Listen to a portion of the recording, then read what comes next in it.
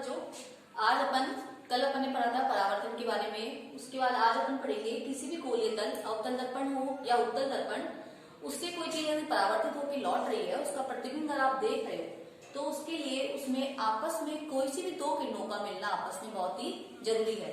इससे संबंधित अपन गोलीय तल से इसलिए परावर्तन के नियम पढ़ेंगे।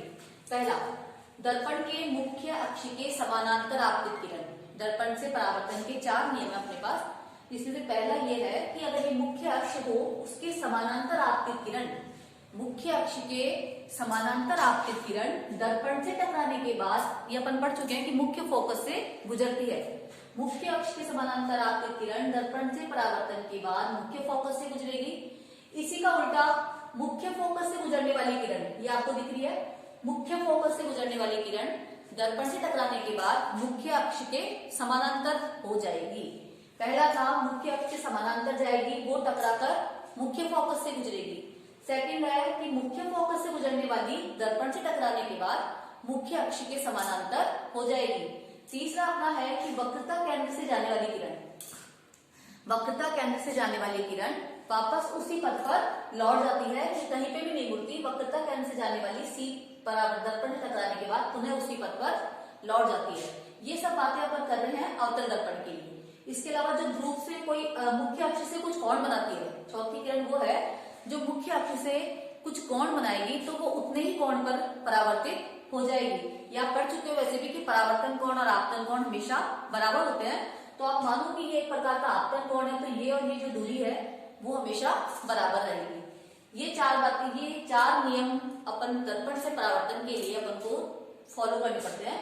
तो पहला ये ध्यान रखना सा, दर्पण के मुख्य अक्ष के समानांतर आपतित किरण परावर्तन के बाद फोकस से गुजरेगी। फोकस से गुजरने वाली किरण परावर्तन के बाद मुख्य अक्ष के समानांतर हो जाएगी। तीसरा, वक्रता केंद्र से जाने वाली पुनः उसी पथ पर लौट जाएगी। चौथा, कि मुख्य अक्ष से कोई कोण बना रही है अगर किरण, आपतित किरण, तो परावर्तन के बाद भी वो किरण उतना ही कोण बनाएगी। इस प्रकार उत्तल, ये बातें अपन ने अवतल दर्पण के लिए कही थी। उत्तल दर्पण में चूंकि आपको पता है कि प्रतिबिंब वास्तविक नहीं होता, किरणें वास्तव में नहीं मिलती बल्कि मिलती हुई प्रतीत होती है, तो उसमें भी आपको यही है कि पीछे अगर आप उसको बढ़ाओगे तो मिलती हुई प्रतीत होगी। बाकी चारों नियम यही रहेंगे कि मुख्य अक्ष के समानांतर आपतित वाली फोकस से गुजरेगी, फोकस से गुजरने वाली असमानांतर होगी, सी से गुजरने वाली सी पर वापस चल जाएगी, और मुख्य अक्ष से कुछ कोण बनाने वाली किरण वापस उसी कोण पर परावर्तित होगी। अब अपन देखेंगे वास्तविक प्रतिबिंब और आभासी प्रतिबिंब में अंतर। वास्तविक प्रतिबिंब हमेशा उल्टे बनते हैं, वास्तविक प्रतिबिंब हमेशा उल्टे बनते हैं और आभासी प्रतिबिंब सदैव सीधे बनते हैं।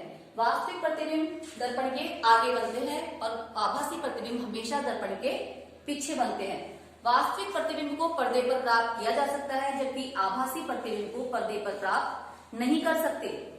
वास्तविक प्रतिबिंब में चूंकि किरणें वास्तव में मिलती है, आभासी में अपन को मिलती हुई प्रतीत होती है। इसमें एक लाइन और है कि वास्तविक प्रतिबिंब को जब भी आप किरण चित्र में दर्शाएंगे तो पूरी सीधी लाइन खींचेंगे सब, और यदि आपको आभासी प्रतिबिंब बनाना है तो आपको डॉटेड लाइन से शो करना पड़ेगा।